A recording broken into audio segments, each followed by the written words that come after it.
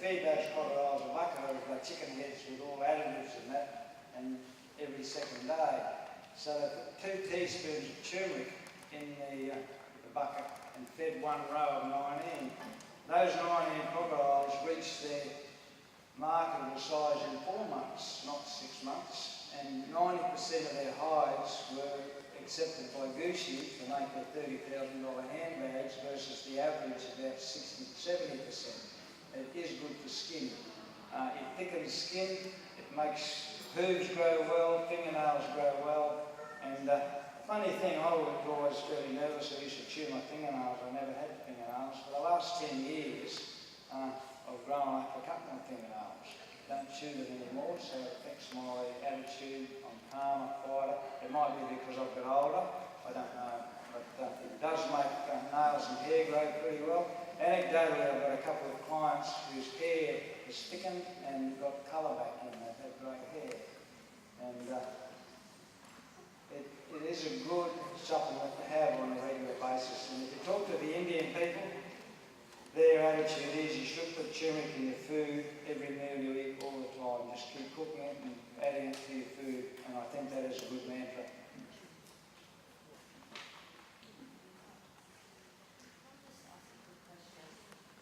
Yep. With the turmeric, I've heard certain people say that you should be on it for only a certain period of time and then have a rest from it and then go back on. Is that correct, or is it like that you can use? I think you're confusing curcumin extract with turmeric. I don't see any real problem. I don't see that much difference between a carrot and turmeric. I mean, it's food that people have been eating for thousands of years, but it's the concentrates I think you need to worry about. And yet you've got Warren Bailey over in America. I've been communicating with him. He contacted me. Have you heard his story? He had a leiomyoma in his leg. It was very malignant, very bad. He cured that with turmeric, and he takes 3,000 milligrams of curcumin concentrate a day, which is equivalent to about 4 cups of turmeric. And he's been on that for 10 years. It hasn't affected him. He's a racquetball champion in America. He was the age champion, I think he's 72 or something now, and he's been the age champion in America for the last 5 or 6 years. When he was younger, he was the all-age open champion, and then he got this cancer. So I don't think that it hasn't affected him, and there's several other people that have been on high levels of curcumin too. So I've heard that. But I've got no scientific data to back it up. But I do worry about taking a concentrate extract because I think nature makes things combined, like in an orange, for example, they figured out that vitamin C was good for scurvy, and that's how they extracted vitamin C. Then they found out you couldn't use it by itself. You've got to have it in an orange or a capsicum or something like that because you've got all the carotenoids and all the other associated foods and enzymes. And I'm fairly sure that turmeric is much the same too, and I don't like the extracts. But what I say to people, if they're going to treat a cancer and they want a high level of curcumin, then they should make the golden paste and then add the curcumin to that, not just have the curcumin alone, because then it'll be a bit like having 10%, 15% curcumin turmeric. And you don't miss out on the other things like the turmeric, the other polyphenol antioxidants, your vitamin A's, your vitamin E's, mineral salts, and all the other complex enzymes and that's in it. It's a bit like listening to an orchestra with only drums if you take an extract out, because the other things add to the whole experience. And I'm a great believer in whole foods, and I'll have to say I'm very, very much anti-sugar as well. I think sugar creates added sugar. You can't have it in your food. You can't get it out of your vegetables. But added sugar, as Tim said, with your Coke and your sauces, your breads, your muffins, all that, they've all got added sugar, heaps of added sugar. And people are addicted to it, and I think it creates most of our disease problems. People say, oh, the world's polluted, now we've all got cancer. I really think it's the overconsumption of sugar, because sugar wasn't really consumed. They couldn't purify it until about 1890, and ever since then we've had all this heart disease that's come about. And I thought that probably heart disease has been around forever, but apparently not. They can do by biopsies of cadavers and things like that, and they looked at the histories of people who died before the 1890, and heart disease was actually quite rare in ancient history. It's only since we've been consuming heaps of sugar that it's a problem.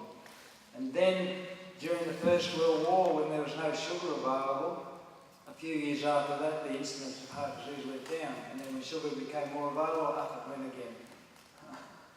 So the experiment that Ansel Keys did that pinpointed the saturated fats was debunked about 10 years after he did it. But all the margarine manufacturers jumped on the bandwagon and flogged it mercilessly with all their advertising and brainwashed everybody to think that it's saturated fats that cause heart disease. In actual fact, they don't. And if they went back over Ansel Keys' data, and he picked about 9 countries that supported his data, and then he discarded about another 9 that didn't support it. If you put all the countries together, then it was the consumption of saturated fats versus heart disease. If you put them all together, it was all over the place, so it's just completely wrong. Anyway, I think I've spoken long enough. There might be some more questions. Yep, Rodney.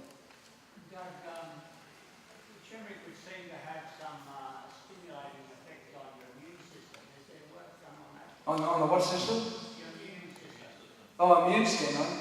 Yeah. There is some anti-flu experimental work done. It does stimulate the immune system quite effectively, but it's pretty hard when you've got a lot of variables to get a distinct result.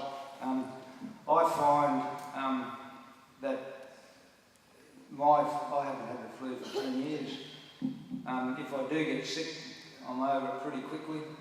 I always take a little bit of extra golden paste, so now I've got my bars, I can have them, they're quick to get into.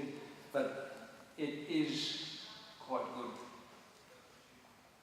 What else? Yep. There's some information out there about itchy horses and eating garlic and garlic helping deter flies and stuff like that. Would there be any effect on the turmeric if you added garlic to, say, your... No, turmeric and garlic can go together. I don't think there's any evidence that says garlic helps or not. I think a little bit probably doesn't cause any problems, but you've got to watch if you feed a lot. The allicin causes Heinz body anemia in horses, dogs and cats. You can't feed too much. I'm not convinced that garlic benefits itching horses, but I guess a little bit doesn't hurt them that much. But certainly turmeric is not going to affect them together. Turmeric combines with foods pretty well. It's the garlic makes the blood of the horses not taste into the midges that help cause the itch. I didn't hear that. If garlic changes the taste of the blood of the horses or of things, if you like, I find I like garlic, and if I've got garlic in, then the mosquitoes leave us alone. But it's something to do with the smell that you give off, that the mosquitoes or the bite midges or whatever it is that they don't like, so therefore they don't bite. It could be true, but I've been trying to observe an effect I've been around horses for 50 years. I haven't really seen it.